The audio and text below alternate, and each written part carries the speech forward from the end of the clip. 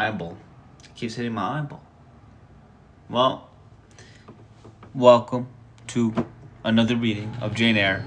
I am on chapter 27. Spoilers ahead. It looks like she left. It looks like she doesn't want to get married. Well, I'm confused because Mr. Rochester basically ended the marriage, right? Or we saw his ex-wife in the attic.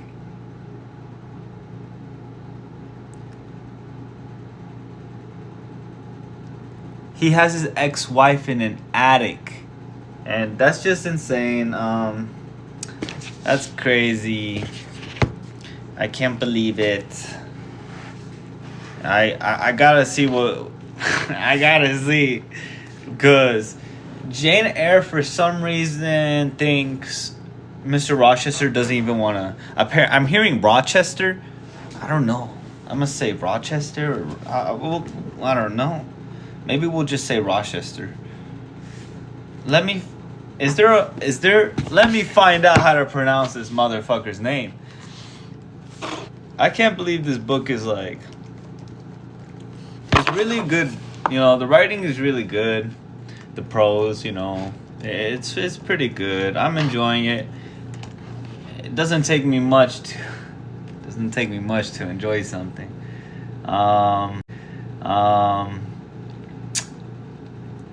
Diary of the Wimpy Kid? I used to say Roderick. Yeah, I didn't know it was Roderick till one of my teachers told me. Broke my mind. So, how to say Mr. Rochester? How to say Rochester? It's gonna say Rochester? Because it's from England. Let's go, boys! I am not getting copyright. You know how many times I get copyright? I get copyright all the time on YouTube. Geico Insurance, you'll always... I didn't hear that. I heard Eyre Insurance. Rochester. Why? Where does Rochester come from? It looks like the name Rochester originates from Old English British, meaning a fortified place by a bridge or river, stemming from the ancient Roman settlement of Durobrive. Oh, it's probably Durobrive. I don't know. In Kent, England, later called Rochester, Roffey's fortified camp. Durobrive in Kent, England, later called Hofrechter. That's a weird name. Horfey's fortified camp. Many places, including cities in New York. Alright, I didn't know that's how you pronounced it. That's interesting. Well, I'm gonna say Rochester if that's the case. That's probably why no one wants to watch me read, because I'm pronouncing it wrong. Alright, let's do this. Jane Eyre. Because after this, I need to read some Egyptian myths, but those Egyptian myths books, they're expensive. I might have to do it online and read it online. I just hate reading online. Without further ado, maybe we should begin. Jane Eyre, chapter 27. Sometime in the afternoon, I raised my head and looked around, and seeing the western sun gliding the sign of his decline on the wall, I asked, "What am I to do?" But the answer my mind gave, "Leave Thornfield at once," was so prompt, so dread that I stopped my ears. See, we're about to leave. I have a feeling, because that's a really good way to change the story real quick. And I'm digging it. I needed a change. I didn't record the first 200 to 300 page. I didn't record the first 275 pages because, I was just talking shit. I was like, what the fuck is she doing? Why is she dating this 30-year-old man? I kept going. But it was always good writing, and I was just like, let's see what happens. I bought the book.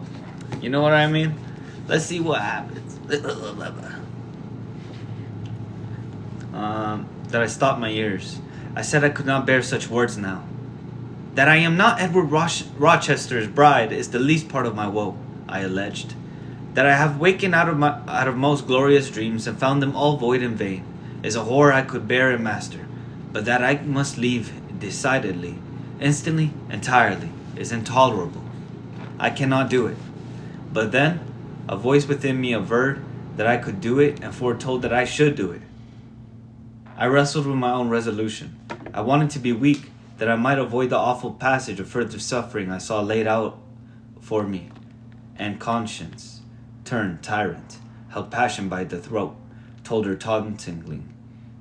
She had yet but dipped her dainty foot into the slough, and swore out with that arm of iron he would thrust her down to unsounded depths of agony.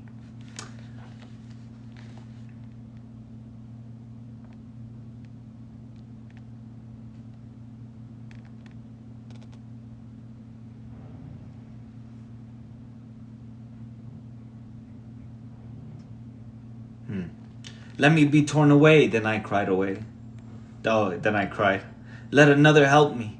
No, you shall tell yourself away, none shall help you. You shall yourself pluck out your right eye, yourself cut off your right hand. Your heart shall be the victim, and you the priest to transfix it. So, she went crazy. I rose up suddenly, terror struck at the solitude which so ruthless a judge haunted, at the silence which so awful a voice filled. My head swam as I stood erect. I perceived that I was sickening from excitement and inanition.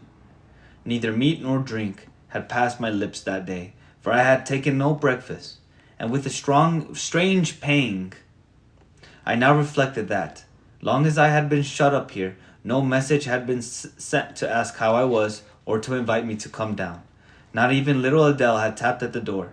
Not even Miss Fairfax had sought me. Friends always forget those whom fortune forsakes, I murmured. As I undrew the bolt and passed out, I stumbled over an obstacle. My head was still dizzy, my sight was dim, and my limbs were feeble. I could not soon recover myself. I fell, but not onto the ground. An outstretched arm caught me. Oh, come on, please. Because I don't know what's going on. Like, she thinks... I'm trying to find out if Rochester actually doesn't like her, because for some reason she thinks Mr. Rochester doesn't like her. I looked up. I was supported by Mr. Rochester, who sat in a chair across my chamber threshold. You come out at last, he said. Well, I have been waiting for you long and listening. You not one movement have I heard, nor one sob. 5 minutes more of that death-like hush, and I should have forced the lock like a burglar. So you shun me? You shut yourself up and grieve alone? I would rather you had come up and upbraided me with vehemence. You are passionate. I expected a scene of some kind. I was prepared for the hot rain of tears. I only wanted it to be shed on my breast. Now a senseless floor has received them, on your drenched handkerchief. But you have not wept at all. I see a white cheek and a faded eye, but no trace of tears. I suppose, then, your heart has been weeping blood? Well, Jane, what? So, I thought that was Mr. Rochester talking. No, that was him. It's just he's still talking. Well, Jane, not a word of reproach, nothing bitter, nothing poignant, nothing to cut a feeling or sting a passion. You sit quietly where I have placed you and regard me with a weary, passive look. Jane, I never meant to wound you thus. If the man who had but one little ewe lamb, that was dear to him as a daughter, that ate of his bread and drank of his cup and lay in his bosom, had by some mistake slaughtered it at the shambles, he would not have rued his bloody blunder more than I now rue mine. Will you forgive me? Reader, I forgave him at that moment and on the spot. There was such deep remorse in his eyes, such true pity in his tone, such manly energy in his manner, and besides, there was such unchanged love in his whole look and mien. I forgave him all, yet not in words, not outwardly, only at my heart's core. You now You know I am a scoundrel, Jane. Long he inquired wistfully, wondering, I suppose, at my continued silence and tameness, the result rather of weakness than of will. Yes, sir. Then tell me so roundly and sharply. Don't spare me. I cannot. I am tired and sick. I want some water. He heaved a sort of shuddering sigh, and taking me in his arms, carried me downstairs. At first, I did not know to what room he had borne me. All was cloudy to my glazed sight. Presently, I felt the reviving warmth of fire, for summer as it was, I had become icy cold in my chamber. He put wine to my lips. I tasted it and revived. Then I ate something he offered me, and was soon myself. I was in the library, sitting in his chair. He was quite near.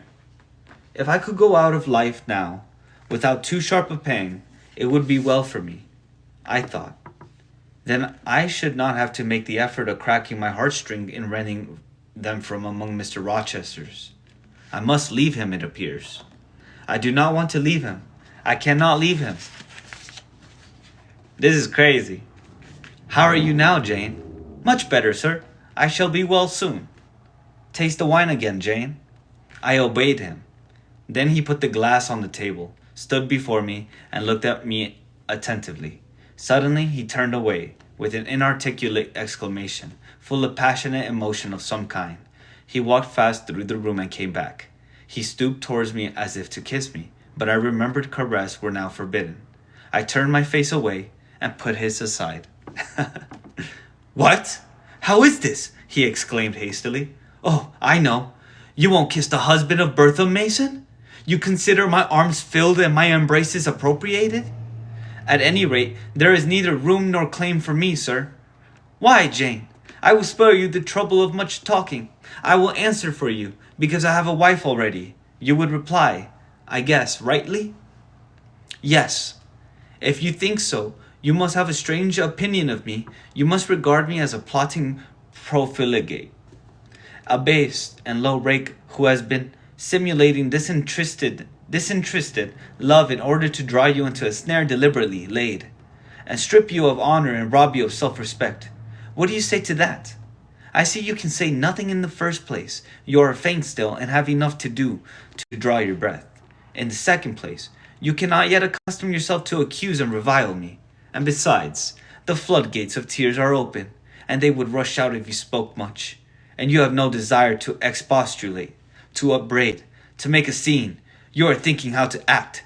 Talking, you consider is of no use. I know you. I am on my guard. He shouldn't be talking like that when he kept his ex-wife in the attic.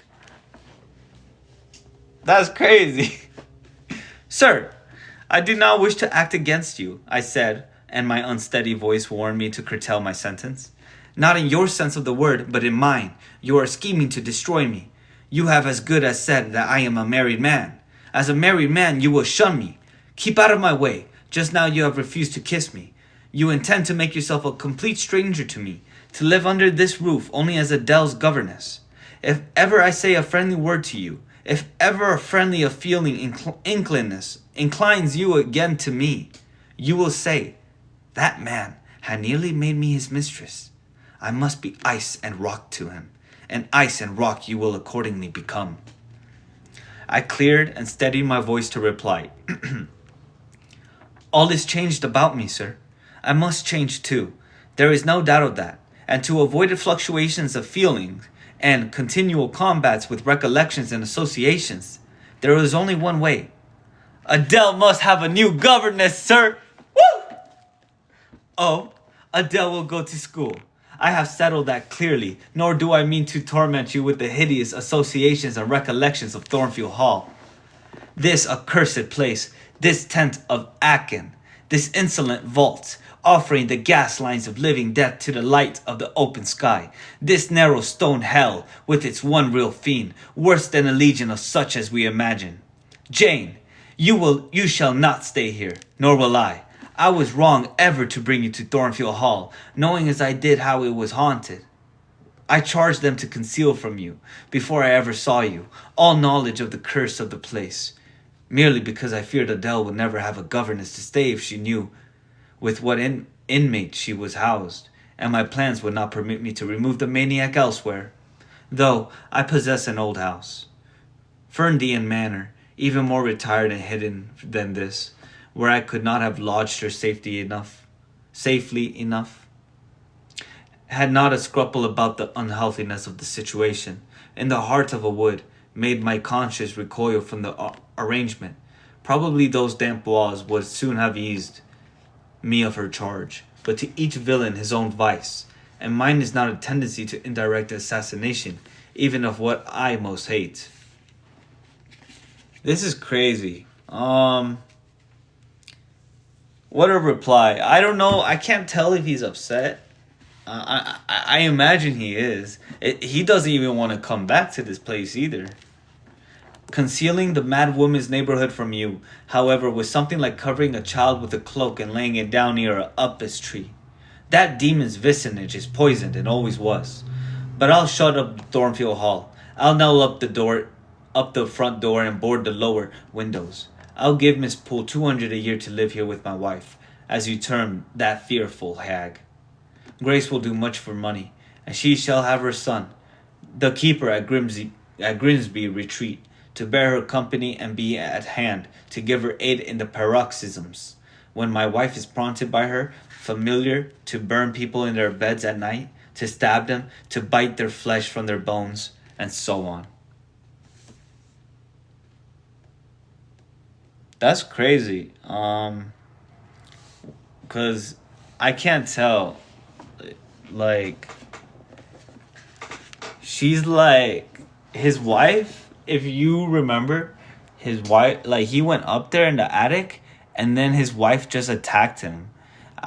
She was like thrashing at his face and stuff, and it's, very cool because it's an old gothic novel, so I can feel it, the gothic vibes, and it's really cool. But I'm curious because he's talking about how she will bite you and eat you, like literally or figuratively. The whole book has been pretty figurative, so I'm assuming figuratively. But you have those weird moments like the fire. Jane, my little darling, wait. And sir, I interrupted him. You are inexorable for that unfortunate lady. You speak of her with hate, with vindictive antipathy. It is cruel. She cannot help being mad. Jane, my little darling. So I will call you, for so you are. You don't know what you are talking about. You misjudge me again. It is not because she is mad I hate her. If you were mad, do you think I should hate you? I do indeed, sir. Then you are mistaken, and you know nothing about me and nothing about the sort of love of which I am capable. Every atom of your flesh is as dear to me as my own. In pain and sickness it would still be dear. Your mind is my treasure, and if it were broken, it would be my treasure still. If you raved, my arms would confine you, and not a straight waistcoat.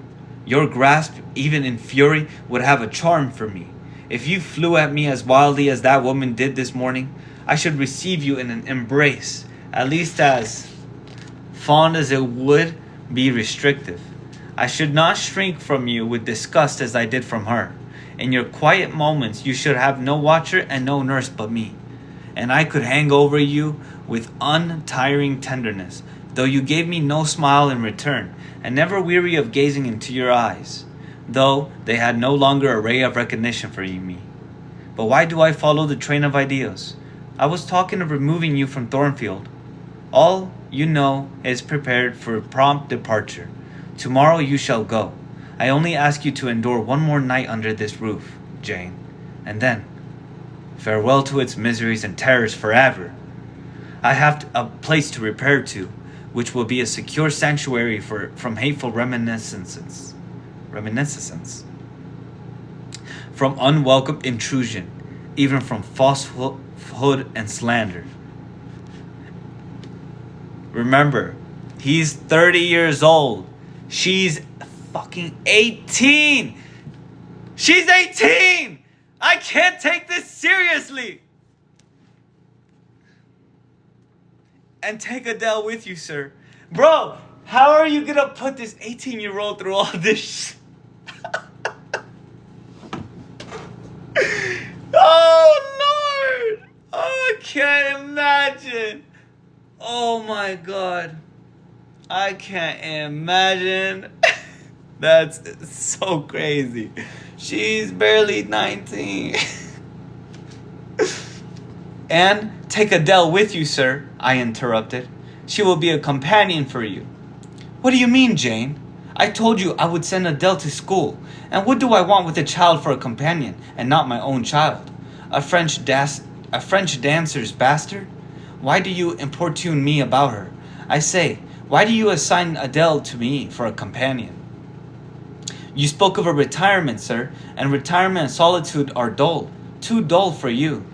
Solitude! Solitude! He reiterated with irritation.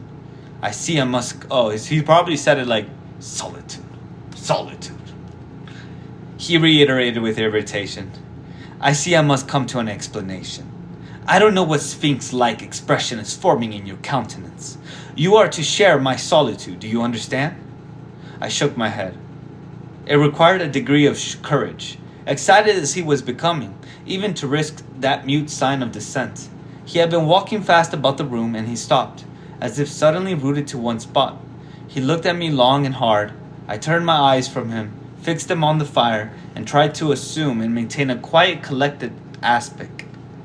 Now, for the hitch in Jane's character, he said at last, speaking more calmly than from his look I had expected him to speak. The reel of silk has run smoothly enough so far. Now for vexation and exasperation and endless trouble. By God, I long to exert a fraction of Samson's strength and break the entanglement like tow. Shut up, bro. He recommenced his walk, but soon again stopped, and this time just before me. Jane! Will you hear reason? He stooped and approached his lips to my ear. Because if you won't, I'll try violence! Oh!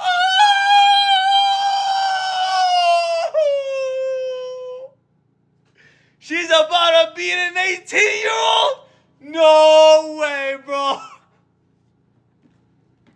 No, he's 30 years old. Yo! He rides a horse. Dude, it must be figurative. His voice was hoarse. His look that of a man who is just about to burst an insufferable bond and plunge headlong into wild license. I saw that in another moment, and with one impetus of frenzy more, I should be able to do nothing with him. Did he just strike or something? The present, the passing second of time, was all I had in which to control and restrain him. A moment of repulsion. Flight, fear would have sealed my doom and his. But I was not afraid, not in the least. I felt an inward power, a sense of influence which supported me. The crisis was perilous, but not without its charm, such as the Indian, perhaps, feels when he slips over the rapid in his canoe. I took hold of his clenched hand.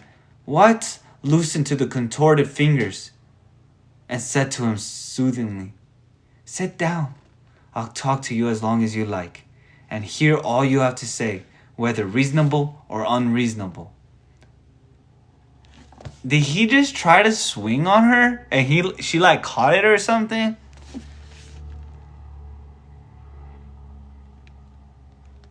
Yeah. I think that's what happened. He sat down, but he did not get leave to speak directly. I had been struggling with tears for some time. I had taken great pains to repress them, because I knew he would not like to see me weep. Now, however, I considered it well to let them flow as freely and as long as they liked. If the flood annoyed him, so much the better. So I gave way and cried heartily. Soon I heard him earnestly entreating me to be composed. Get out. Jane, you get out of that house right now. I don't like that. She's been through so much.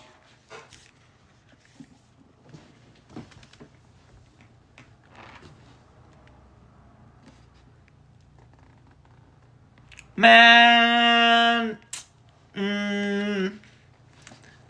Rochester's a dog.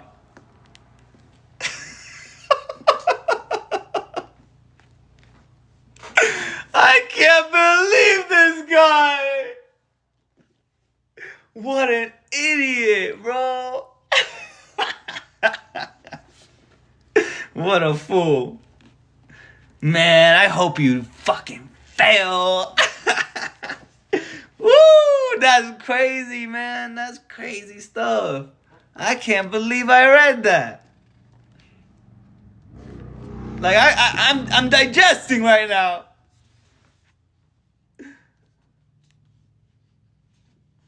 Where was I? Soon I heard him honestly. Okay, I said I could not. Okay. Soon I heard him earnestly entreating me to be composed. I said I could not while he was in such a passion. But I am not angry, Jane. I was just trying to hit you. I only love you too well, and you had steeled your little pale face with such a resolute, frozen look. I could not endure it. Hush now, and wipe your eyes. His softened voice announced that he was subdued. So I, in my turn, became calm. Now he made an effort to rest his head on my shoulder, but I would not permit it. Then he would draw me to him. No. Woo! Let's go! No more, Mr. Rochester! Oh, this is what I've been waiting for. For 281 pages. Let's get out of here. Let's get out of here. I've been sick of this fool. You got no idea. You got no idea. I do not like this guy. He throws all the bad vibes. Jane, Jane, he said. In such an accent of bitter sadness, it thrilled along every nerve I had.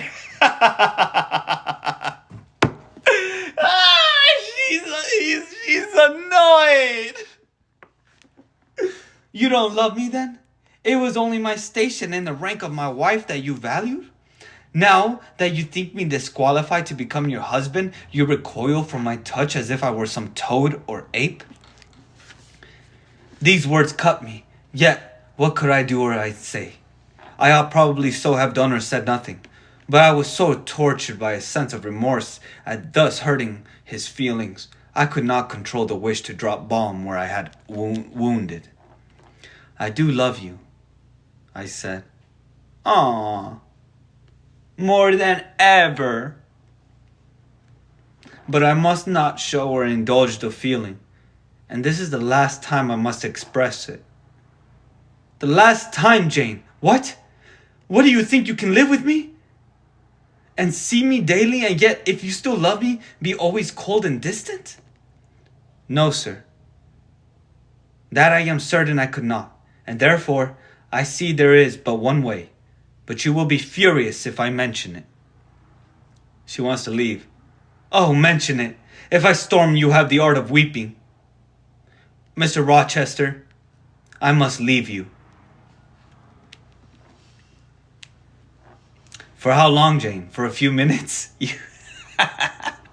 Forever, dog. While you smooth your hair, which is somewhat disheveled, and bathe your face, which looks feverish.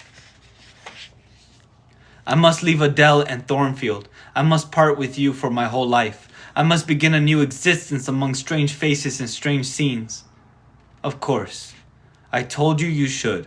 I pass over the madness about parting from me. You mean you must become a part of me. As to the new existence, it is all right. You shall yet be my wife. I am not married. You shall be Miss Rochester, both virtually and nominally. I shall keep only to you so long as you and I live. You shall go to a place I have in the south of France, a whitewashed villa on the shores of the Mediterranean. There you shall live a happy and guarded and most innocent life. Never fear that I wish to lure you into error, to make you my mistress. Why did you shake your head? Jane, you must be reasonable, or in truth, I shall again become frantic. His voice and hand quivered. His large nostrils dilated. His eye blazed. Still, I dared to speak. Sir, your wife is living. That is a fact acknowledged this morning by yourself. If I lived with you as you desire, I should then be your mistress. To say otherwise is sophistical, is false. Jane, I am not a gentle-tempered man. You forget that. I am not long-enduring. I am not cool and dispassionate out of pity to me and yourself. Put your finger on my pulse. Feel how it throbs. And beware. Beware. He bared his wrist and offered it to me. The blood was forsaking his cheek and lips. They were growing livid. I was distressed on all hands. To agitate him thus deeply by a resistance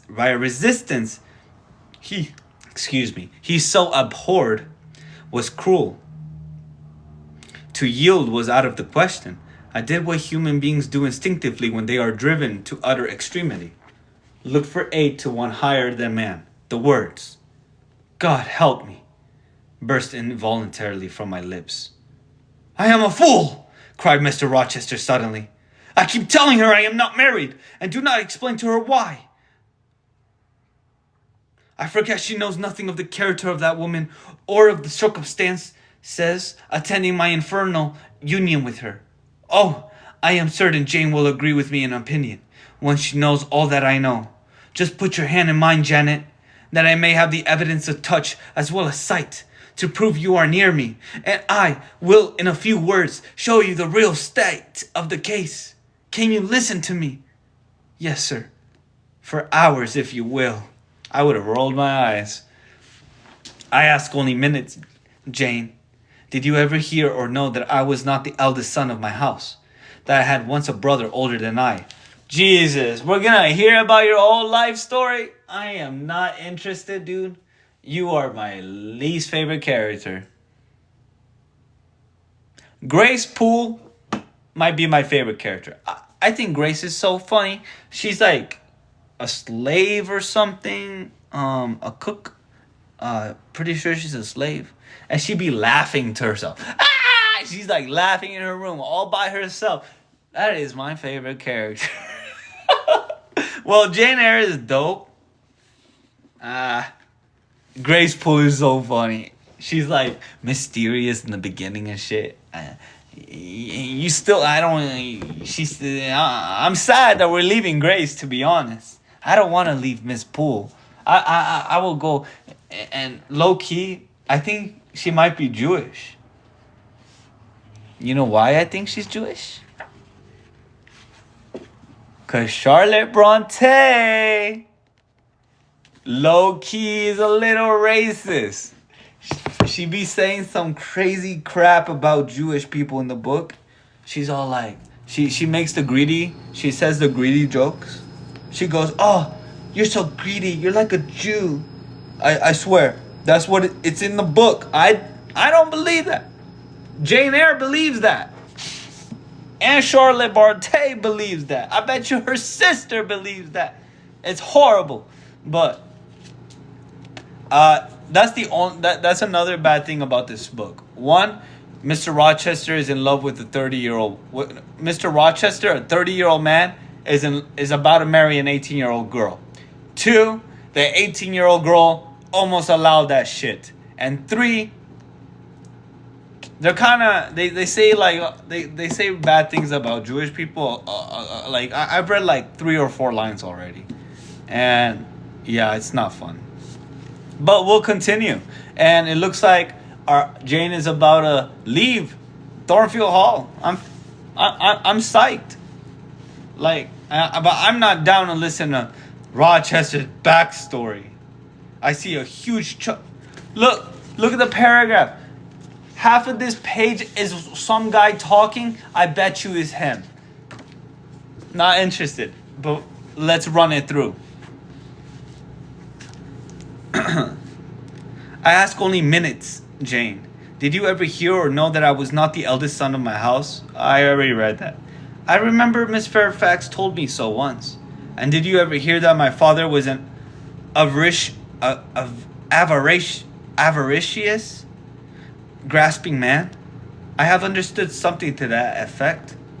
Well, Jane, being so, it was his resolution to keep the property together. He could not bear the idea of dividing his estate and leaving me a fair portion. All he resolved should go to my brother Roland. Yet, as little could he endure that a son of his should be a poor man. I must be provided for by a wealthy marriage. He sought me a partner betimes. Mr. Mason, a West India planter and merchant, was his old acquaintance. He was certain his possessions were real and vast. He made inquiries. Mr. Mason, he found. Oh, he sought me a. Wait, who's Mr. Mason? Yet as little, because remember, Mr. Mason's sister is Rochester's wife. So when does he pop up in here? Yet as little could he endure that a son of his should be a poor man. I must be provided for all by a wealthy marriage. I see. He sought me a partner betimes. Mr. Mason, a West India planter and merchant, was his old acquaintance. He was certain his possessions were real and vast. He made inquiries. Mr. Mason, he found, had a son and a daughter, and he learned from him that he could and would give the latter a fortune of 30,000 pounds. That sufficed. When I left college, I was sent out to Jamaica to espouse a bride already courted for me. My father said nothing about her money, but he told me Miss Mason was the boast of Spanish Town for her beauty, and this was no lie. I found her a fine woman, in the style of Blanche Ingram, a tall, dark, and majestic. Her family wished to secure me because I was of a good race, and so did she. They showed her to me in parties, splendidly dressed. I seldom saw her alone, and had very little private conversation with her. She flattered me, and lavishly displayed for my pleasure her charms and accomplishments. All the men in her circle seemed to admire her and envy me. I was dazzled, stimulated. My senses were excited. Maybe you shouldn't talk like that. Maybe you shouldn't. Maybe this is why she's leaving you. He gets worse. He gets worse every single chapter. He's getting worse right now. Jeez.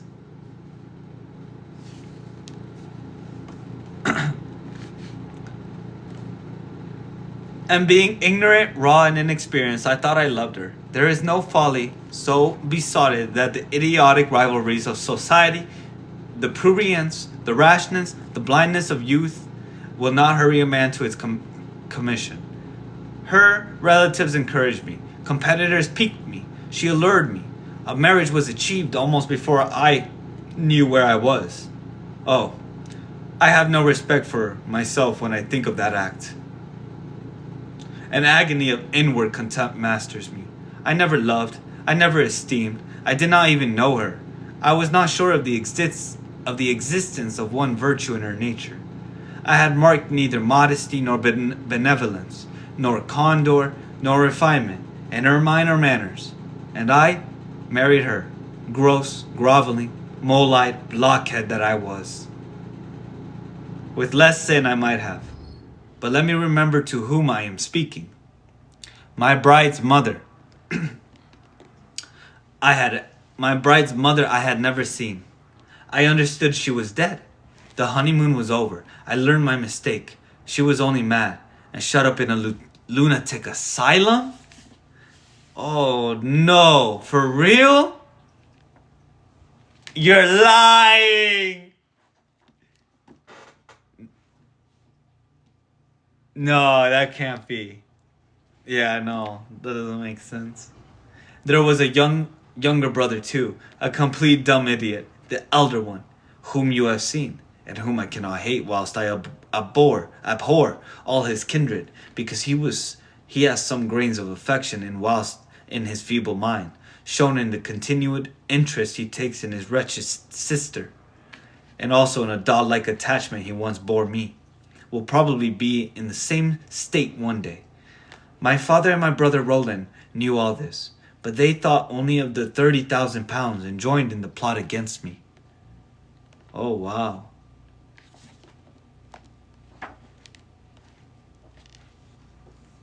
That's crazy. Those were vile discoveries, but but except for the treachery of concealment, I should have made them no subject of reproach to my wife. Even when I found her nature wholly alien to mine, her tastes obnoxious to me, her cast of mind common, low, narrow, and singularly incapable of being, led to anything higher, expanded to anything larger, when I found that I could not pass a single evening nor even a single hour of the day with her in comfort, that kindly conversation could not be sustained between us, because whatever topic I started, immediately received from her a turn at once coarse and trite, perverse and imbecile. When I perceived that I should never have a quiet or settled household, because no servant would bear the continued outbreaks of her violent and unreasonable temper, or the vexations of her absurd, contradictory, exacting orders, even then I restrained myself. I issued upbraiding, I curtailed remonstrance, I tried to devour my repentance and disgust in secret. I repressed the deep antipathy I felt. Jane, I will not trouble you with abominable details. Some strong words shall express what I have to say. I lived with that woman upstairs 4 years. And before that time, she had tried me indeed. Her character ripened and developed with frightful rapidity. Her vices sprang up fast and rank. They were so strong, only cruelty could check them. And I would not use cruelty. What a pygmy intellect she had, and what giant propensities. How fearful were the cures those propensities entailed on me. Propensities? I have to see what that is, bro.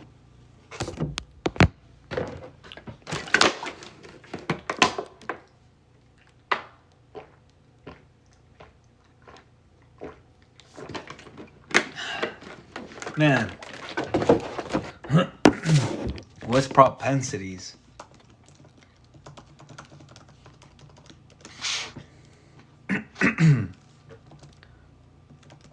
Bro, there's so many words in this book I don't know. You have no idea. A natural behavior, inclusion of natural behavior in some way.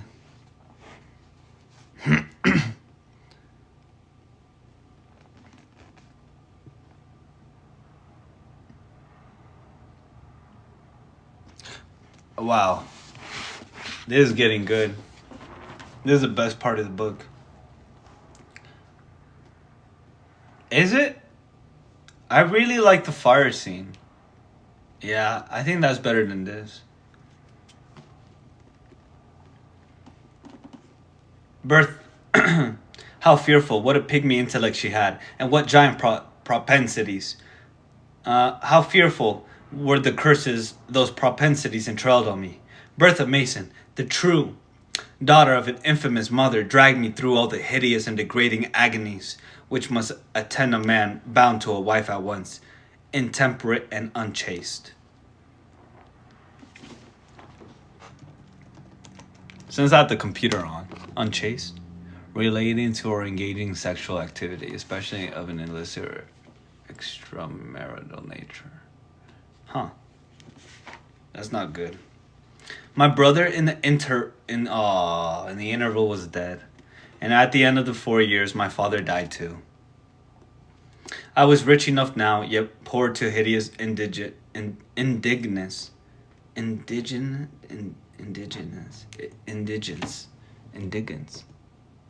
Wow, I don't know how to pronounce that word. I've seen that word before.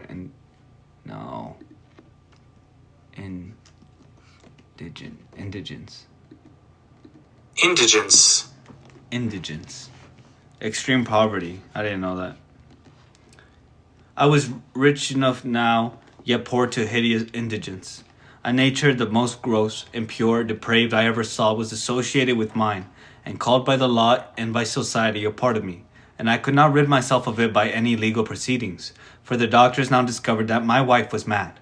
Her excesses and prematurely developed the germs of insanity. Jane, you don't like my narrative. You look almost sick. Shall I defer the rest to another day? Bro, she ain't ever listening to you talk again. No, sir. Finish it now. I pity you. I do earnestly pity you. Pity, Jane? From some people is a noxious and insulting sort of tribute, which one is justified in hurling back in the teeth of those who offer it. But that is the sort of pity native to callous, selfish hearts. It is a hybrid, egotistical pain at hearing of woes, crossed with ignorant contempt for those who have endured them. But that is not your pity, Jane. It is not the feeling of which your whole face is full at this moment, with which your eyes are now almost overflowing. Shut up! With which your heart is heaving, with which your hand is trembling in mine. Who cares? Your pity, my darling, is the suffering mother of love. Its anguish is the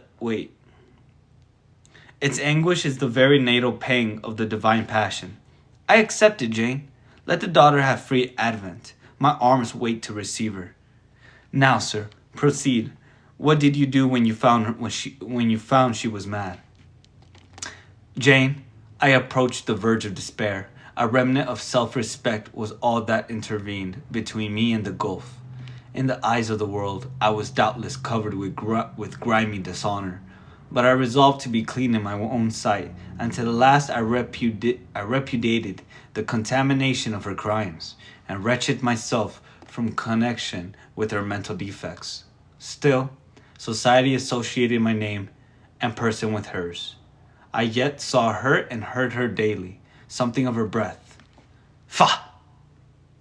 Mixed with the air I breathed, and besides, I remembered I had once been her husband.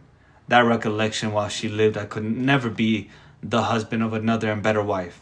And, through 5 years my senior, her family and her father had lied to me, even in the particular of her age.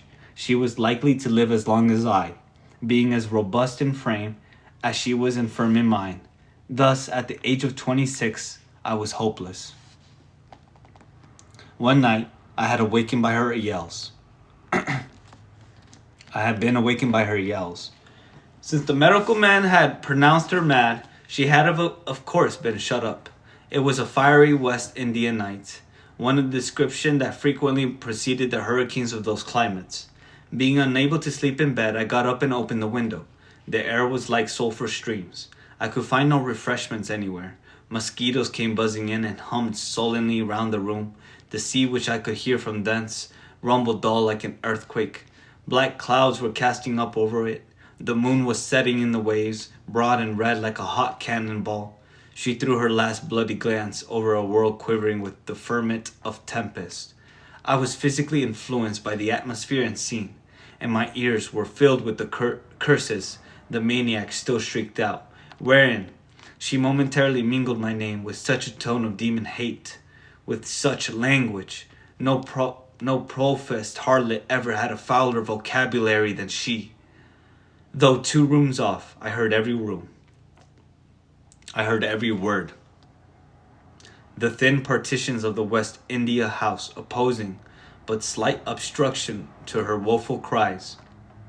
This life, said I at last, is hell. This is the air. Those are the sounds of the bottomless pit. I have a right to deliver myself from it if I can. The sufferings of this mortal state will leave me with the heavy flesh that now cumbers my soul. Of the frantic burning eternity I have no fear. There is not a future state worse than this present one. What a crazy guy. I don't think you should be talking. I don't think you should have told her, bro.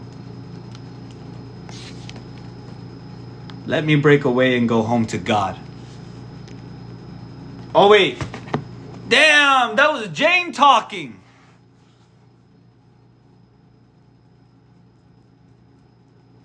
Wow.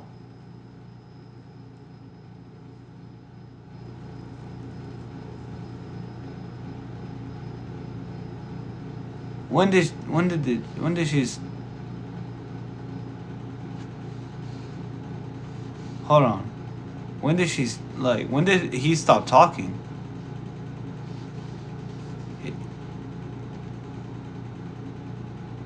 I see. That's when. Okay. Damn, I don't know how much more I have. I don't know. There was a word I wanted to look up. Cumber. What's cumbers? It's like, you know, hamper or hinder someone or something. Interesting. Cumbers. Wow. Cumbers my soul. Wow. That's probably the best line. Well, there was a really good line in Jane Eyre. She was all like, I'm a bird, I'm free. She says something like that. And it was pretty cool. I gotta look that up later. This life, said I at last, it's hell, this is the air. Those are the sounds of the bottomless pit. I have a right to deliver myself from it if I can. The sufferings of this mortal state will leave me with a heavy flesh that now cumbers my soul. Of the fanatic's burning eternity I have no fear. This is not a future state worse than this present one. There is not a future state worse than this present one. Let me break away and go home to God. That was a really good line.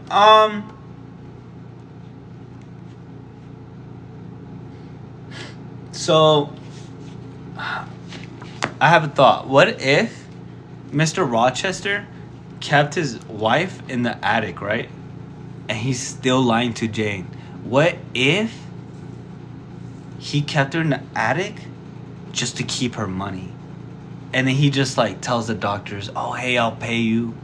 And then just, you know, say that she's crazy so we can leave her locked up. I think that's what's happening. I need to shave a little bit. But I think that's what's happening. But no, that's obviously not what's happening. It might be. He claims she's crazy, but it's a little coincidental. I don't know. Especially back in the day, this was written in 1846. So people were falsely being accused of being crazy around that time. So it doesn't surprise me if that's what happened.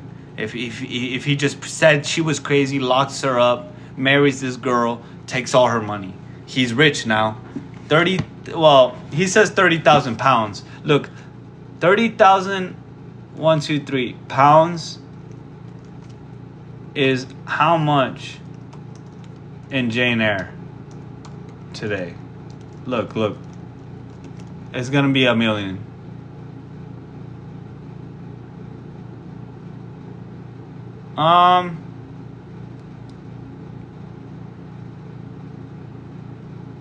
Alright.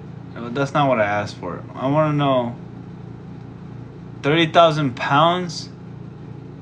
What year was it? Hold on. Let's figure. I really want to know. 30,000 pounds. And oh wow, $5 million. Yeah, he that's what happened then.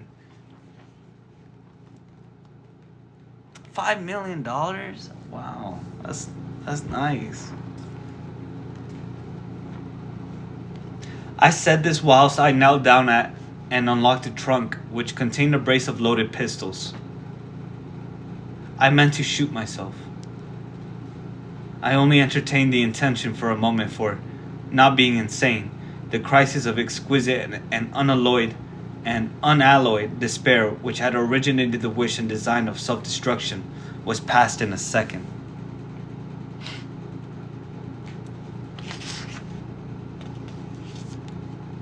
I think he's gonna shoot himself. A wind fresh from Europe blew over the ocean and rushed through the open casement. The storm broke, steamed, thundered, blazed, and the air grew pure. I then framed and fixed a resolution, while I walked under the dripping orange trees of my wet garden, and amongst its drenched pomegranates and pineapples. It says pineapples. And while the refulgent dawn at the tropics of kindled around me, I reasoned thus, Jane, and now listen, for it was true wisdom that consoled me in that hour and showed me the right path to follow. The sweet wind from Europe was still whispering in the refreshed leaves, and the Atlantic was thundering in glorious liberty.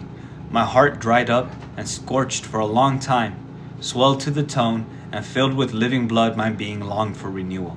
My soul thirsted for a pure drought. I saw hope revive, and felt regeneration possible.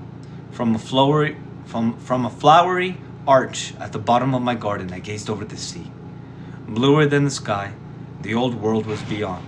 Clear prospects opened thus. Go, said Hope, and live again in Europe. There it is not known that a sully name you bear, nor what a filthy burden is bound to you. You may take the maniac with you to England, confine her with due attendance and precautions at Thornfield. Then travel yourself to what clime you will, and form what new tie you like. That woman who has so abused your long suffering, so sullied your name, so outraged your honor, so blighted your youth, is not your wife, nor are you her husband.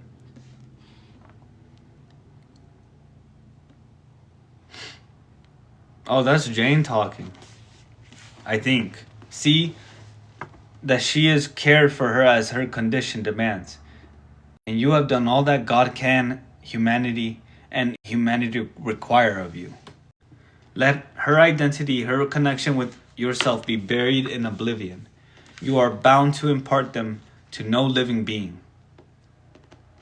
Place her in safety and comfort, shelter her degradation with secrecy, and leave her. I acted precisely on this suggestion. My father and brother had not made my marriage known to their acquaintance because in the very first letter I wrote to apprise them of the union, having already begun to experience extreme digest of its consequences, and, from the family character and constitution, seeing a hideous future opening to me, I added an urgent charge to keep it secret. And very soon the infamous conduct of the wife my father had selected for me was such urgent charge to keep it secret. And very soon the infamous conduct of the wife my father had selected for me was such as to own her as his daughter. Far from desiring to publish the connection, he became as angry.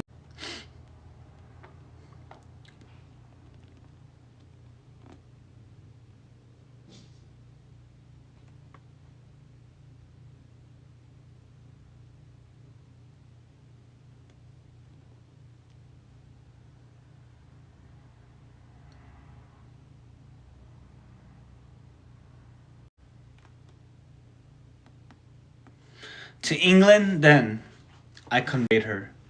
A fearful voyage I had with such a monster in the vessel. Glad was I when I... That's funny. Can you imagine? Glad was I when I at last got her to Thornfield, and saw her safely lodged in that third-story room, of whose secret inner cabinet she was now for 10 years made a wild beast's den, a goblin's cell. I had some trouble in finding an attendant for her, as it was necessary to select one on whose fidelity dependence could be placed. For her ravings would inevitably betray my secret. Besides, she had lucid intervals of days, sometimes weeks, which was filled up with abuse of me. At last I hired Grace Poole from the Grimsby retreat. She and the surgeon Carter, who dressed Mason's wounds that night he was stabbed and worried. Oh! That's what happened. Are the only two I have ever admitted to my confidence. Miss Fairfax may indeed have suspected something, but she could have gained no precise knowledge as to facts. Grace has, on the whole, proved a good keeper, though owing partly to a fault of her own, of which it appears nothing can cure her, and which is incident to her harassing profession. Her vigilance has been more than once lulled and baffled. The lunatic is both cunning and malignant. She has never failed to take advantage of her guardian's temporary lapses. Once to secrete the knife with which she stabbed her brother, and twice to possess herself of the key of her cell, and issue therefore in the night time. See? He is literally having this He has this crazy girl locked up in his attic. Does she have a fucking window?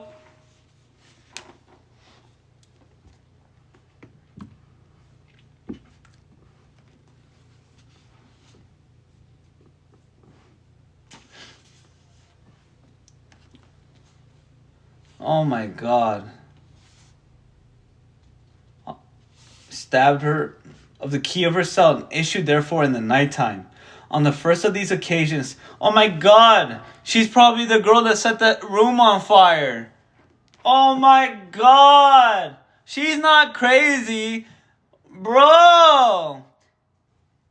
This is a person trying to escape the evil castle.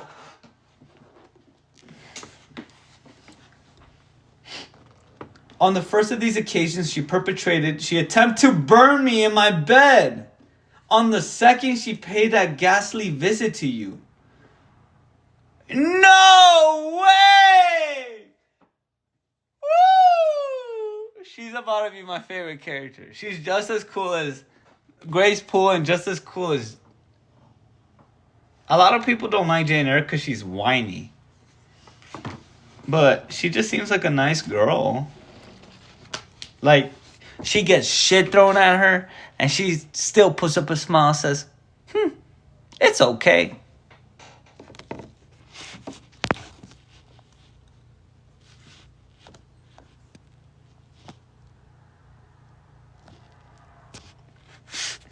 Had to drag some stupid puzzle.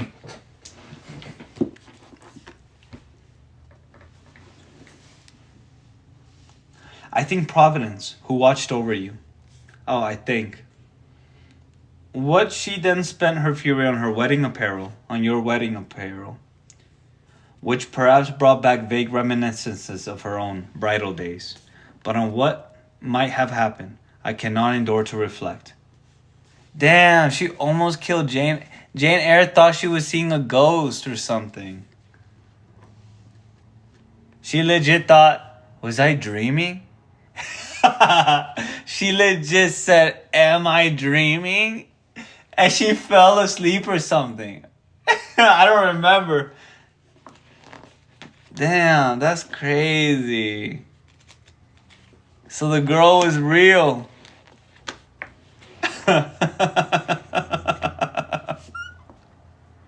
That's wild. That's wild, man.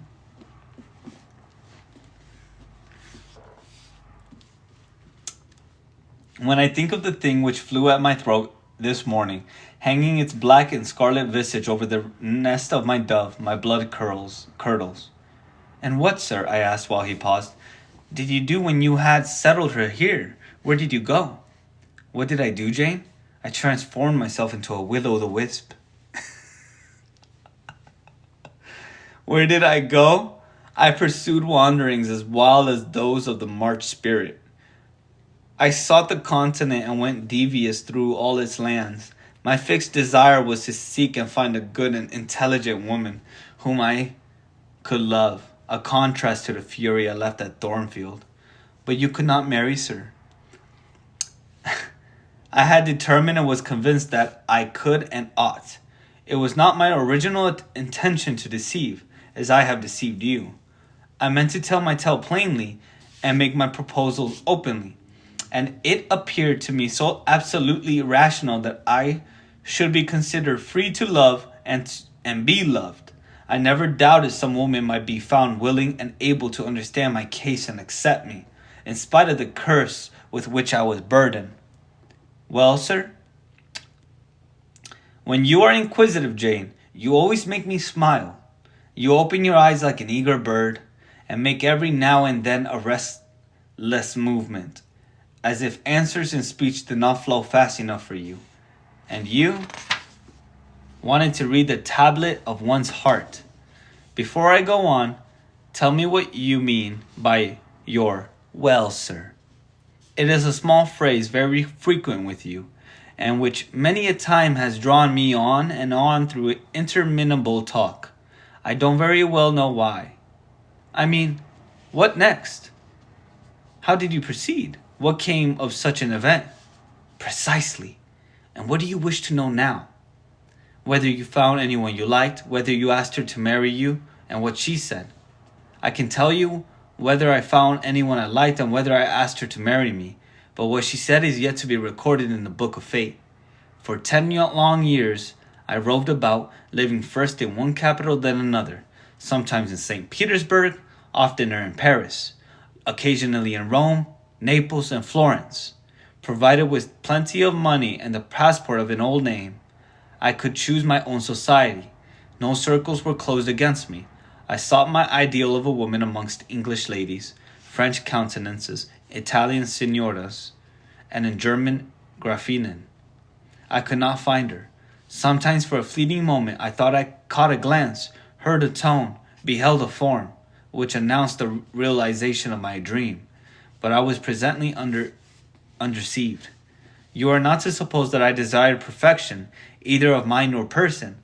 I longed only for what suited me, for the antipodes of the Creole, and I longed vainly. I don't know what that means. What's an antipode?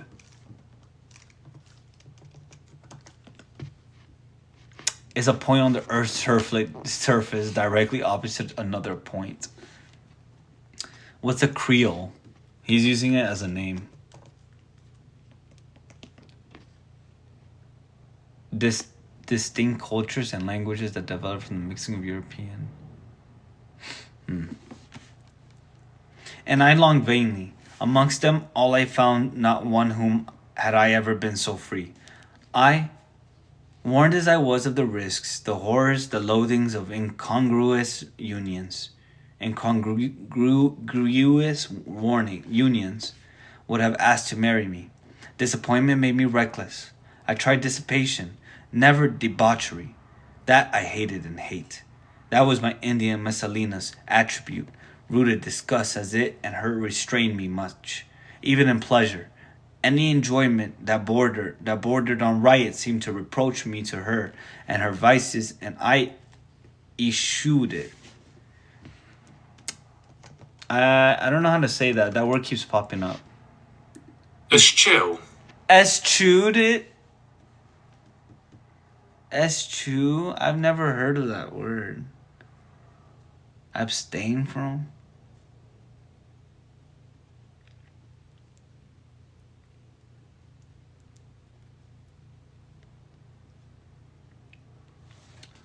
I actually never knew what debauchery meant. Excessive indulgence. Yet I could not live alone, so I tried the companionship of mistresses. The first I chose was Celine Varens, another of those steps which make a man spurn himself when he recalls them. You already know what she was, and how my liaison with her terminated. She had two successors, an Italian, Giacinta, and a German, Clara, both considered singularly handsome. What was their beauty to me in a few weeks? Giacinta was unprincipled and violent. I tired of her in 3 months. Clara was honest and quiet, but heavy, mindless, and unimpressible. Not one whit to my taste. I was glad to give her a sufficient sum to set her up in a good line of business, and so got decently rid of her. But Jane, I see by your face you are not forming a very favorable opinion of me just now. You think me an unfeeling, loose-principled rake, don't you? I don't like you so well as I have done sometimes, indeed, sir. Did it not seem to you in the least wrong to live in that way, first with one mistress and then another? You talk of it as a mere matter of course. It was with me, and I did not like it. It was a groveling fashion of existence. I should never like to return to it. Hiring a mistress is the next worst thing to buying a slave. Both are often by nature, and always by position, inferior. And to live familiarly with inferiors is degrading. I now hate the recollection of the time I passed with Celine, Giacinta, and Clara. I felt the truth. Giacinta? What? Sounds like a bad name. I hate that name. What an ugly name. Giacinta. Ugh. I felt the truth of these words, and I drew from them the certain inference. that if I were so far to forget myself and all the teaching that had ever been instilled into me, as, under any pretext, with any justification, through my temptation to become the successor of these poor girls, he would one day regard me with the same feeling which now in his mind desecrated the memory. I did not give utterance to this conviction. It was enough to feel it. I impressed it on my heart, that it might remain there to serve me as aid in the time of trial. Now, Jane, why don't you say, "Well, sir, I have not done. You are looking grave. You disapprove of me still, I see. But let me come to the point. Last January, rid of all mistresses, in a harsh, bitter frame of mind, the result of a useless, roving, lonely life, corroded with disappointment, sourly disposed against all men, and especially against all womankind. For I began to regard the notion of an intellectual, faithful, loving woman as a mere dream. Recalled my business. I came back to England. On a frosty winter afternoon, I rode inside of Thornfield Hall, a abhorred spot. I expected no peace, no pleasure there. On a stile in Hay Lane, I saw a quiet little figure sitting by itself. I passed it as negligently as I did the pollard willow opposite to it. I had no presentiment of what it would be to me, no inward warning that the arbitress of my life, my genius for good or evil, waited there in humble guise. I did not know it, even when, on the occasion of Mess Rue's accident, it came up and gravely offered me help. Aw, that's cute. That was cute. Childish and slender creature. That's disgusting. It's disgusting. Fuck! It's disgusting, bro. What do you mean, slender creature? You're so gross. I might not be able to ever read this book again. I might not even be able to finish it. Mr. Rochester is just so disgusting sometimes.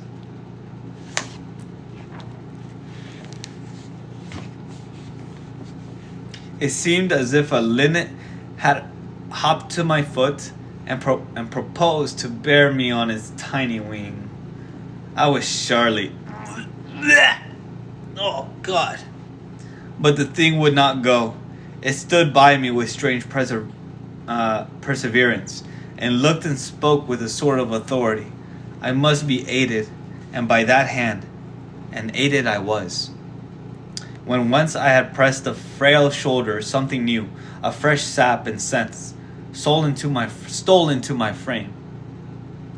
It was well I had learnt this, that elf must return to me, that it belonged to my house down below, or I could not have felt it pass away from under my hand, and seen it vanish behind the dim hedge. Without singular regret, I heard you come home that night, Jane, though probably you were not aware that I thought of you, or... Hold on.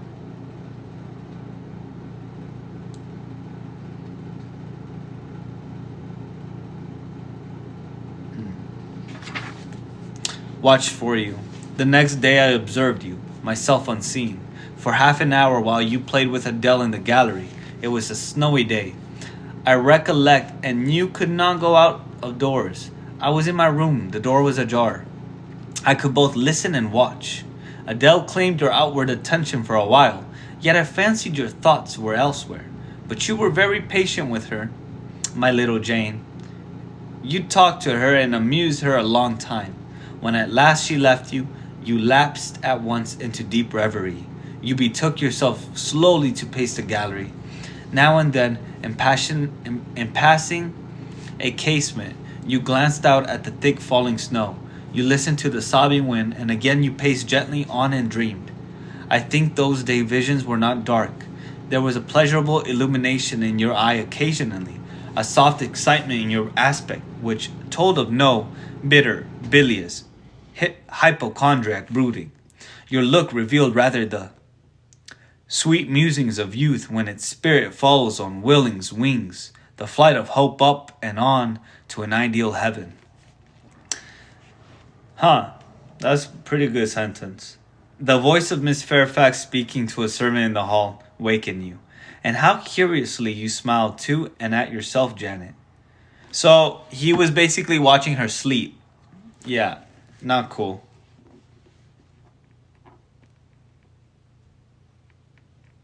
There was much sense in your smile. It was very shrewd and seemed to make light of your own abstraction.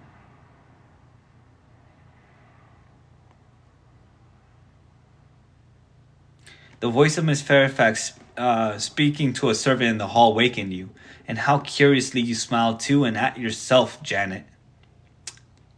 It seemed to say, my fine visions are all very well, but I must not forget they are absolutely unreal. I have a rosy sky and a green flowery Eden in my brain, but without, I am perfectly aware. Lies at my feet a rough track to travel, and around me gather black tempests to encounter. You ran downstairs and demanded of Miss Fairfax some occupation. The weekly house accounts to make up, or something of that sort, I think it was. I was vexed with you for getting out of my sight.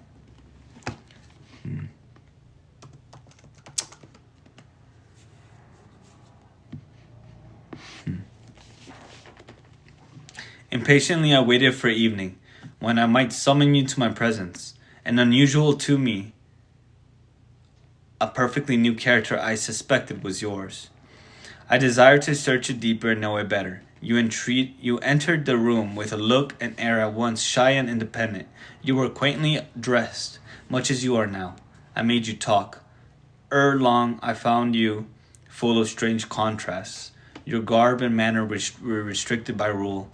Your air was often difficult, and altogether that of one refined by nature, but absolutely unused to society, and a good deal afraid of making herself disadvantageously conspicuous by some solecism or blunder. Yet when addressed, you lifted a daring and a glowing eye to your interlocutor's face. There was a penetration and power in each glance you gave. When plied by close questions, you found ready and round answers. Very soon you seemed to get used to me. I believe you felt the existence of sympathy between you and your grim and cross master, Jane, for it was astonishing to see how quickly a certain pleasant ease tranquilized your manner. Snarl as I would, you showed no surprise, fear, annoyance, or displeasure at my moroseness. You watched me, and now and then smiled at me with a simple yet sagacious grace I cannot describe. I was at once content and stimulated with what I saw. I liked what I had seen, and wished to see more. Yet for a long time I treated you distantly, and sought your company rarely. I was an intellectual epicure, and wished to prolong the gratification of making this novel and piquant acquaintance. Besides, I was for a while troubled with a haunting fear that if I handled the flower freely, its bloom would fade. The sweet charm of freshness would leave it. I did not then know that it was no transitory blossom, but rather the radiant resemblance of one, cut in an indestructible gem. Moreover, I wished to see whether you would seek me if I shunned you, but you did not. You kept in the schoolroom as still as your own desk and easel. If by chance I met you, you passed me as soon and with as little token of recognition as was consistent with respect. Your habitual expression in those days, Jane, was a thoughtful look. Not despondent, for you were not sickly, but not buoyant, for you had little hope and no actual pleasure. I wonder what you thought of me, or if you ever thought of me and resolved to find this out. Holy crap, he's still not done talking.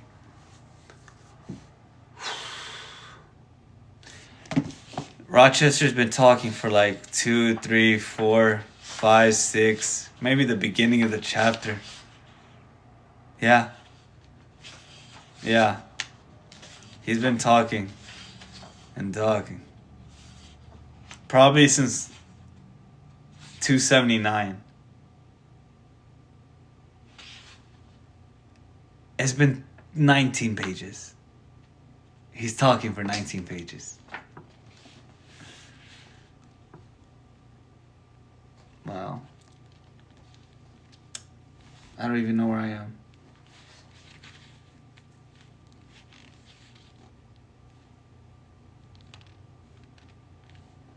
And resolved to find this out.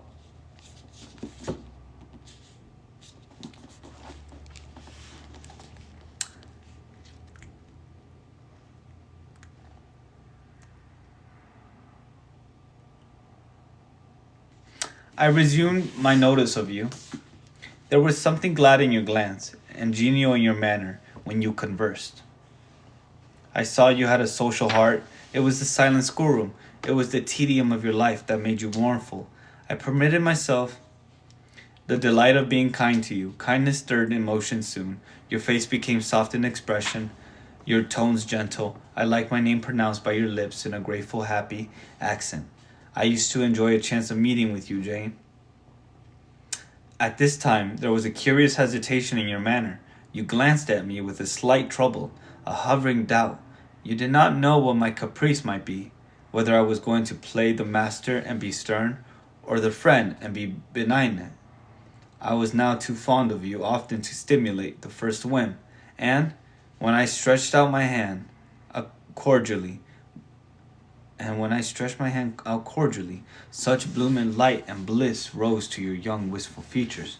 I had much ado often to avoid straining you then and there to my heart. Ah, I just had a hair follicle die. Ah, my ear is ringing. I can hear ringing in my ears as I grow older. I have more hair ears that die. And you know when they die because there's like a snap in there. And it just rings and it goes away. Oh God. That's not good, bro. I should see a doctor or something.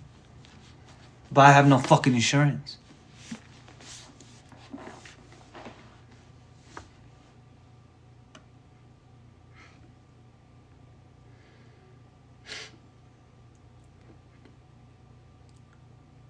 I was now too fond of you often to simulate the first whim, straining you and straining. I had much ado often to avoid straining you then and there to my heart. Don't talk any more of those days, sir, I interrupted. Thank you. Furtively dashing away some tears from my eyes, his language was torture to me, for I knew what I must do and do soon. Please do it now. And all these this is so long. This could have been a great chapter. It is a good chapter. It's just the ghost chapter is the best one. And the fire in the bed. That was really cool. It played with your mind, you know? And then now you get the confirmation that it was actually real. It makes it even better. That chapter got even stronger because of this chapter. I don't even know what chapter that was.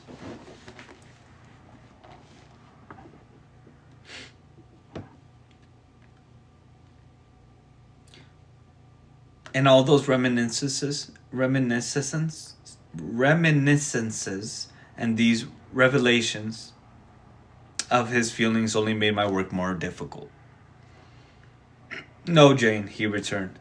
What necessity is there to dwell on the past, when the present is so much surer, the future so much brighter? I know he said it like that because it's capitalized. I shuddered to hear the infatuated assertion. You see now the case stands, do you not? He continued. After a youth and manhood passed half in unutterable misery and half in dreary solitude, I have for the first time found that I can truly love. I have found you. You are my sympathy, my better self, my good angel. I am bound to you with a strong attachment. I think you good, gifted, lovely. A fervent, a solemn passion is conceived in my heart. It leans to you, draws you to my center and spring of life, wraps my existence about you and, kindling in pure, powerful flame, fuses you and me in one. It was because I felt and knew this, that I resolved to marry you. To tell me that I had already a wife is empty mockery. You know now that I had But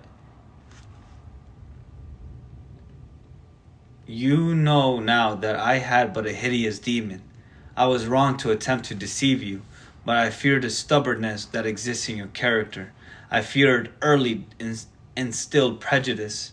I wanted to have you safe before hazarding confidences. This was cowardly. I should have appealed to your nobleness and magnanimity. At first, as I do now, opened to you plainly my life of agony, described to you my hunger and thirst after a higher and worthier existence, shown to you not my resolution, that word is weak, but my resistless bent to love faithfully and well, where I am faithfully and well loved in return. Then I should have asked you to accept my pledge of fidelity and to give me yours. Jane, give it to me now. A pause. I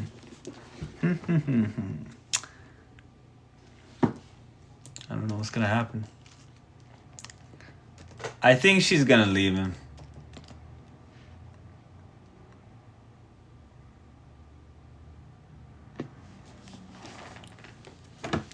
Why are you silent, Jane? I was experiencing an ordeal. A hand of fiery iron grasped my vitals. Terrible moment, full of struggle, blackness, burning. Not a human being that ever lived could wish to be loved better than I was loved. And him who thus loved me, I absolutely worshipped, and I must renounce love and idol. One drear word comprised my intolerable duty. Depart! Jane, you understand what I want of you? Just this promise. I will be yours. Mr. Rochester. Mr. Rochester, I will not be yours. Another long silence. Jane! Recommenced he, with a gentleness that broke me down with grief, and turned me stone cold with ominous terror, for this still voice was the pant of a lion rising. Jane, do you mean to go one way in the world, and to let me go another? I do. Jane? Bending towards and embracing me. Do you mean it now? I do. Oh my God! They're saying their vows. You know what I mean? That actually almost made me cry. This is the wedding chapter, and they just said I do. That made me tear up. Alright? And now, softly kissing my forehead and cheek. Oh, I do. Extricating myself from restraint rapidly and completely. Oh, Jane, this is bitter. This is wicked. It would not be wicked to love me. It would to obey you. So, I wanted to talk about this earlier. If you take a notice in the chapter, throughout the whole 200 pages that we met Mr. Rochester up until now, the last 100 pages, really. There's the way it's written.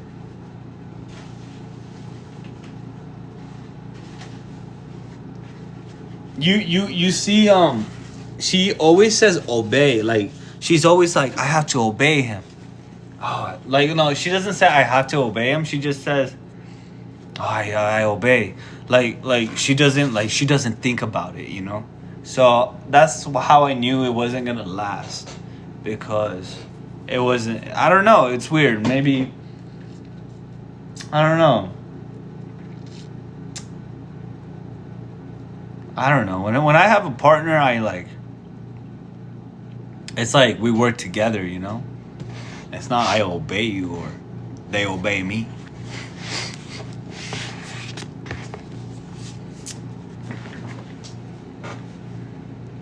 A wild look raised his brows, crossed his features. He rose, but he forbore it. Yet, I laid my hand on the back of a chair for support. I shook, I feared, but I resolved. One instant, Jane. Give one glance to my horrible life when you are gone. All happiness will be torn away with you. When what then is left? For a wife I have but the maniac upstairs. As well might you refer me to some corpse in yonder churchyard. What shall I do, Jane? What turn for a companion and for some hope? Do as I do. Trust in God and yourself. Believe in heaven. Hope to meet again there. Then you will not yield. No. Then you condemn me to live wretched and to die accursed? His voice rose. Hold on. Oh, Jane said that. Do as I do. God. Trust in God and yourself. Believe in heaven. Hope to meet again there. That's crazy. Ooh, that's tough. That's tough. Oh, can you imagine your girl being, just do what I do. Believe in God. We'll meet up there. That's so sweet. What a sweet girl.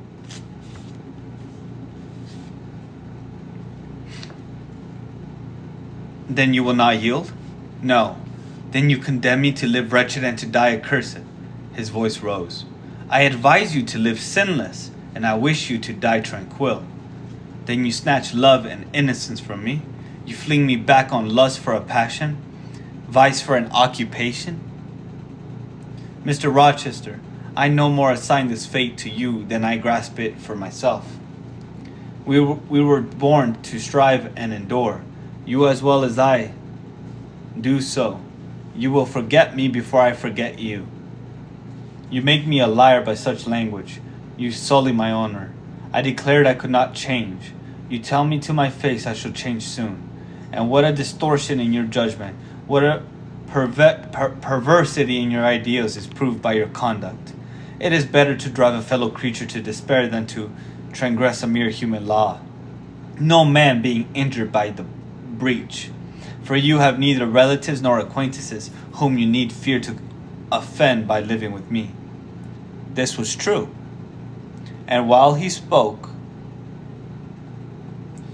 my very conscience and reason turned traitors against me and charged me with crime in resisting him.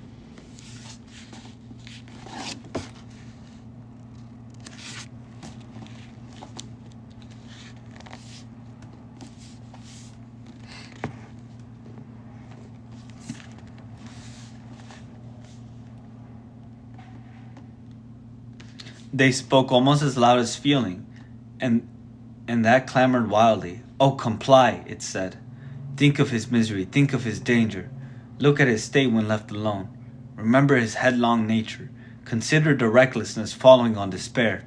Soothe him, save him, love him. Tell him you love him and will be his. Who in the world cares for you, or who will be injured by what you do? Still indomitable was the reply. I care for myself. Or who will be injured by what you do? Still indomitable was the reply. I care for myself.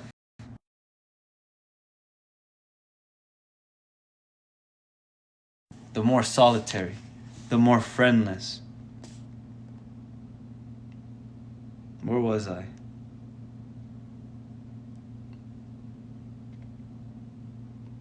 Damn, I lost my place.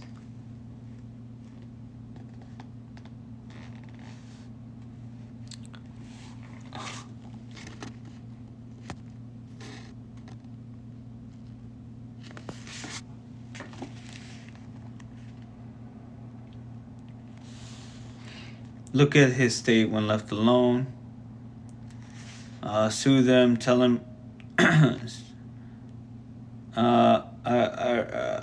Oh, there it is. The more unsustained I am, the more I will respect myself. I will keep the law given by God, sanctioned by man. I will hold to the principles received by me when I was sane, and not mad, as I am now. Laws and principles are not for the times when there is no temptation. They are for such moments as this, when body and soul rise in mutiny against their rigor. Stringent are they, inviolate they shall be. If at my individual convenience I might break them, what would be their worth? They have a worth, so I have always believed, and if I cannot believe it now, it is because I am insane. Quite insane. With my veins running fire, and my heart beating faster than I can count its throbs. Preconceived opinions, foregone determinations are all I have at this hour to stand by. There, I plant my foot. I didn't even know she was talking.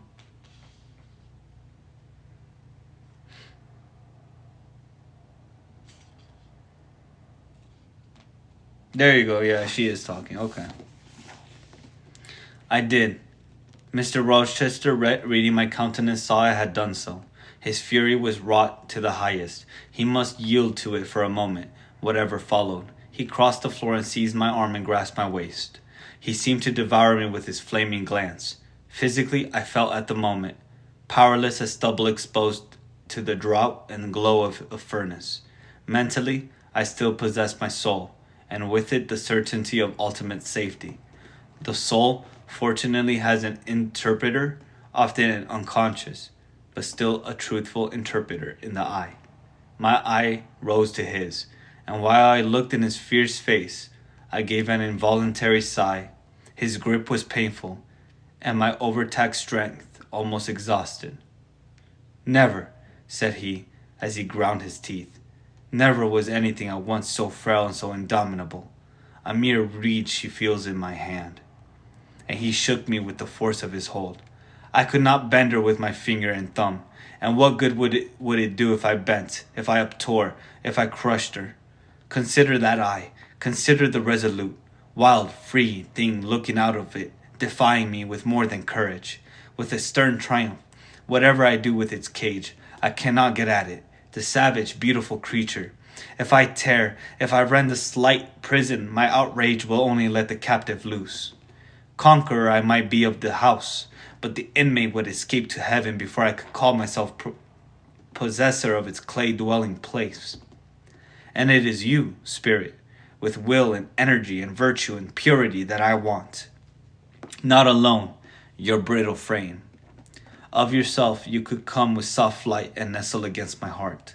If you would, seized against your will, you will elude the grasp like an essence. You will vanish I inhale your fragrance. Oh, come, Jane, come. As he said this, he released me from his clutch and only looked at me. He really wanted to beat her ass. Wow.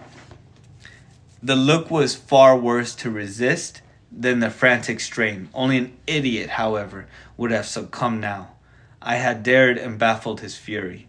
I must elude his sorrow. I retired to the door. "You are going, Jane? Please, go, Jane. Go." "I am going, sir." "You are leaving me?" "Yes." "You will not come? You will not be my comforter, my rescuer? My deep love, my wild woe, my frantic prayer, are all nothing to you?" What unutterable pathos was in his voice. How hard it was to reiterate firmly, "I am going. Jane, Mr. Rochester. Withdraw, then. I consent. But remember, you leave me here in anguish. Go up to your own room. Think over all I have said. And, Jane, cast a glance on my sufferings. Think of me." He turned away. He threw himself on his face on the sofa. "Oh, Jane, my hope, my love, my life," broke in anguish from his lips. Then came a deep, strong sob. Oh, I think she has been crying. He was like talking about how she cries, like always cries, and look at him crying. I had already gained the door, but reader, I walked back as determinedly as I had retreated. I knelt down by him. I turned his face from the cushion to me. "Aw," I kissed his cheek. I smoothed his hair with my hand. "God bless you, my dear master," I said. "God keep you from harm and wrong, direct you, solace you, reward you well for your past kindness to me." Little Jane's love would have been my very best reward. He answered, without it, my heart is broken, but Jane will give me her love. Yes, nobly, generously. Up the blood rushed to his face. Forth flashed the fire from his eyes. Erect he sprang.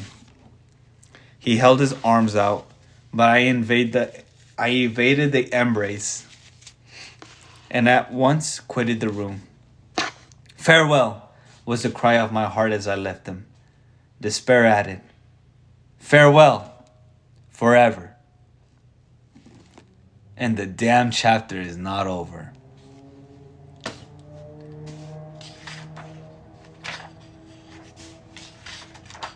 I'm almost done. I got like 4 pages.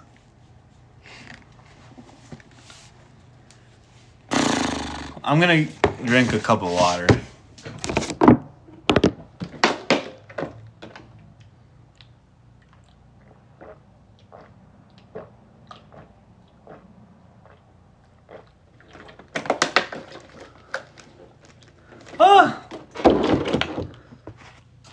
We finally left. Jane needs a new man. She might not even find anyone. She's like talking about how she wants to be with God alone. She might not even get in another relationship. Mr. Rochester probably turned her the fuck off.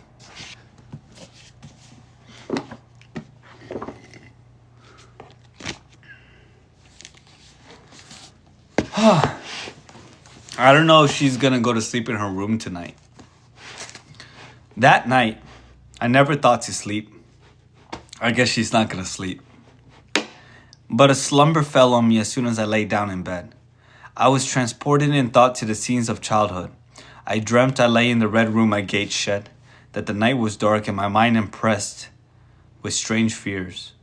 The light that long ago had struck me into syncope, recalled in this vision, seemed glidingly to mount the wall, and tremblingly to pause in the center of the obscured ceiling.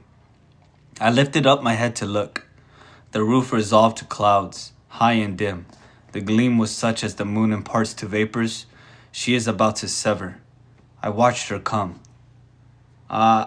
Who? Wretched with the strangest anticipation, as though some word of doom were to be written on her disc. She broke forth as never moon yet burst from cloud. A hand first penetrated the stable folds and waved them away. It's like Mary, right? Mother Mary? Then, not a moon, but a white human form shone in the azure, inclining a glorious brow earthward. It gazed and gazed on me. It spoke to my spirit. Immeasurably distant was the tone, yet so near, it whispered in my heart. My daughter, flee temptation. Mother, I will.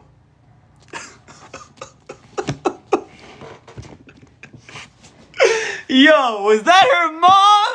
Because that would be so sad because her mom hated her. Oh my God. Her mom hated her, bro. So I answered. I can't tell if it's the mom or Mother Mary. So I answered after I had wakened from the trance-like dream. It was yet night, but July nights are short. Soon after midnight, dawn comes.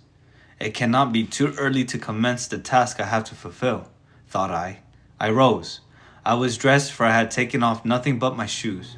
I knew where to find in my drawers some linen, a locket, a ring, and seeking these articles I encountered the beads of a pearl necklace Mr. Rochester had forced me to accept a few days ago. I left that. It was not mine. It was the visionary bride's who had melted in air. The other articles I made up in a parcel, my purse containing 20 shillings. It was all I had. I put in my pocket, I tied on my straw bonnet, pinned my shawl, took my parcel and my slippers, which I would not put on yet. and stole from my room. Farewell, kind Miss Fairfax. Miss Fairfax was so nice. I whispered as I glided past her door. Farewell, my darling Adele. Oh, God. Adele, we're saying goodbye to her, too. Yeah. Oh, God. I'm not ready for these goodbyes. I'm not ready. These were the nicest people she's ever met. And she had her best friend in high school. I don't know what school she went to. But her friend was so nice too. These goodbyes always hit. I said as I glanced towards the nursery. No thought could be admitted to entering to embrace her. I had to deceive a fine ear, for aught I knew it might now be listening. Oh, she thinks Rochester's listening. I would have got past Mr. Rochester's chamber without a pause, but my heart momentarily stopping its beat at that threshold. My foot was forced to stop also. No sleep was there. The inmate was walking restlessly from wall to wall, and again he sighed while I listened.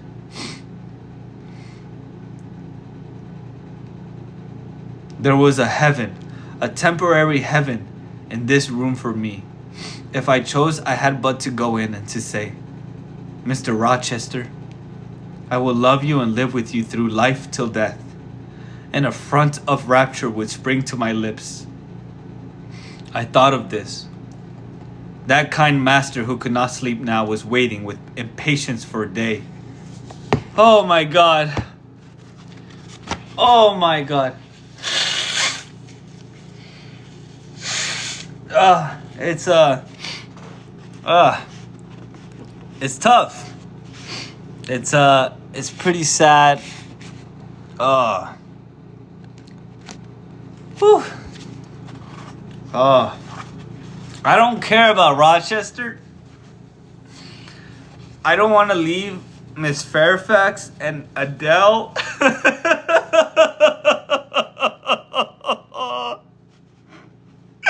Oh my God, Adele. Adele is this little girl and she looks up to Jane. I can't imagine what she's gonna think when Jane leaves her, because no one likes Adele. and oh God. And what's her name? Jane? No one likes Jane. And so Jane related to Adele, you know? So it's like, oh my God. Oh my God! I almost want her to stay just for Adele. But Mr. Rochester's gonna make it weird. And so she has to go. Oh God. Oh God. This is a hard chapter to get through. Man, thank God it's getting good. Mr. Rochester's dialogue was killing me. It was killing me, bro. Woo! Shoo! Okay.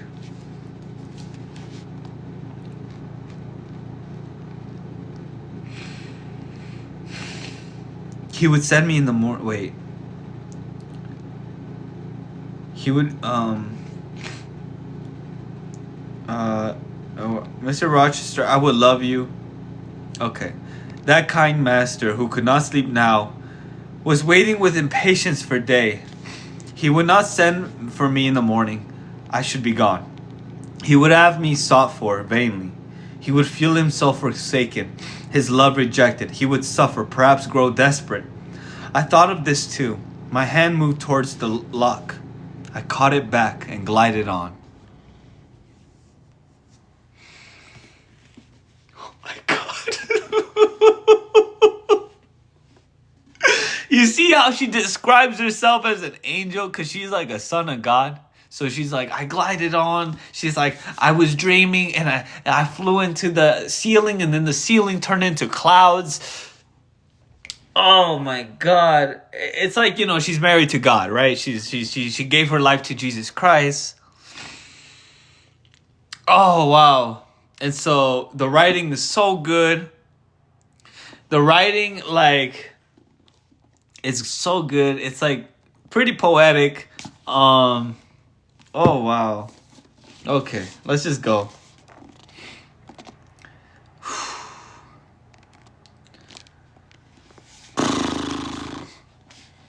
It's hard. Drearily, I wound my way downstairs. I knew what I had to do, and I did it mechanically. I sought the key of the side door in the kitchen. I sought, too, a phial of oil and a feather. I oiled the key in the lock. I got some water. I got some bread, for perhaps I should have to walk far. And my strength, so surely shaken of late, must not break down. All this I did without one sound. I opened the door, passed out, shut it softly. Dim dawn glimmered in the yard. The great gates were closed and locked, but a wicket in one of them was only latched. Though that I departed it, through that I departed, it too. Oh man. I shut, and now I was out of Thornfield. That was really good. Taking battery. I'm dying. The goodbye. The goodbye to Adele is what killed me. It's sad. Rochester got his heart broken, but oh my God, Adele. Oh my God. Oh my God. Oh, I hope she'll be okay. I hope she grows up a nice woman. Great, splendid. I hope she has a great career. Marries a great guy. And takes Jane Eyre's lessons to heart.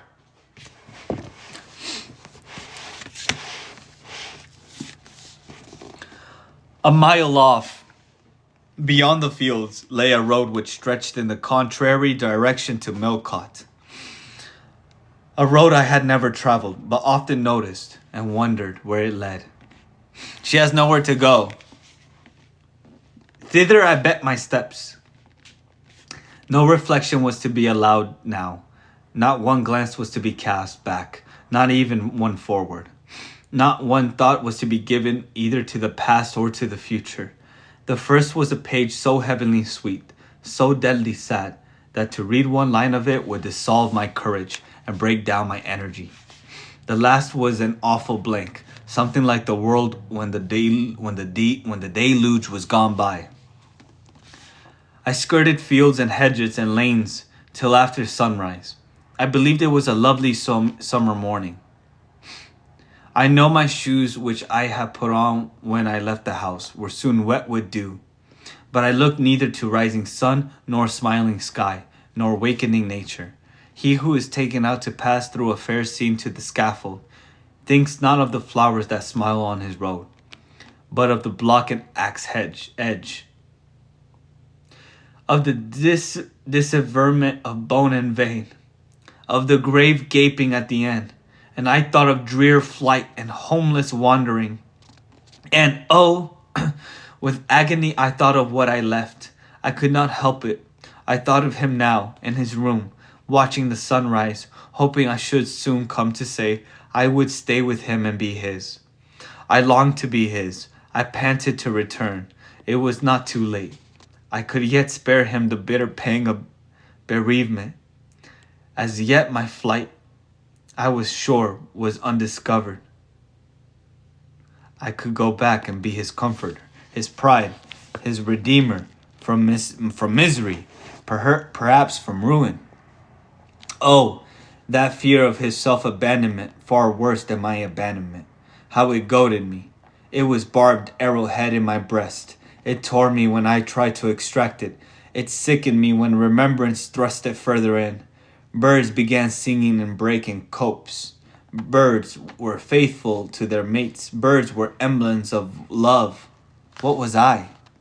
In the midst of my pain of heart and frantic effort of principle, I abhorred myself. I had no solace from self-approbation, none even from self-respect. I had injured, wounded, left my master. I was hateful in my own eyes. Still, I could not turn, nor retrace one step. God must have led me on. As to my own will or conscience, impassioned grief had trampled one and stifled the other. I was weeping wildly as I walked along my solitary way. Fast, fast, I went like one delirious. A weakness beginning inwardly, extending to the limbs, seized me, and I fell. I lay on the ground some minutes, pressing my face to the wet turf. I had some fear or hope that here I should die. You're not gonna die, Jane. What is she talking about? But I was soon up, crawling forwards on my hands and knees, and then again raised to my feet, as eager and as determined as ever to reach the road. When I got there, I was forced to sit to rest under the hedge, and while I sat, I heard wheels and saw a coach come on. I stood up and lifted my hand. It stopped. I asked where it was going. The driver named a place a long way off, and where I was sure Mr. Rochester had no connections. Rochester. I asked for what sum he would take me there. He said 30 shillings. Fuck! We only have 20! I answered I had but 20. Well, he would try to make it do. He scammed her, bro. He said, $100. I only have 10. Okay, 10 works. He further gave me leave to get into the inside. As the vehicle was empty, I entered, was shut in, and it rolled on its way. Gentle reader, may you never feel what I then felt. May your eyes never shed such stormy, scalding, heart-wrung tears. Too late. Fuck. As poured from mine, may you never appeal to heaven in prayers, so hopeless and so agonized as in that hour left my lips. For never may you, like me, dread to be the instrument of evil to what you wholly love. I guess that's the end of the chapter.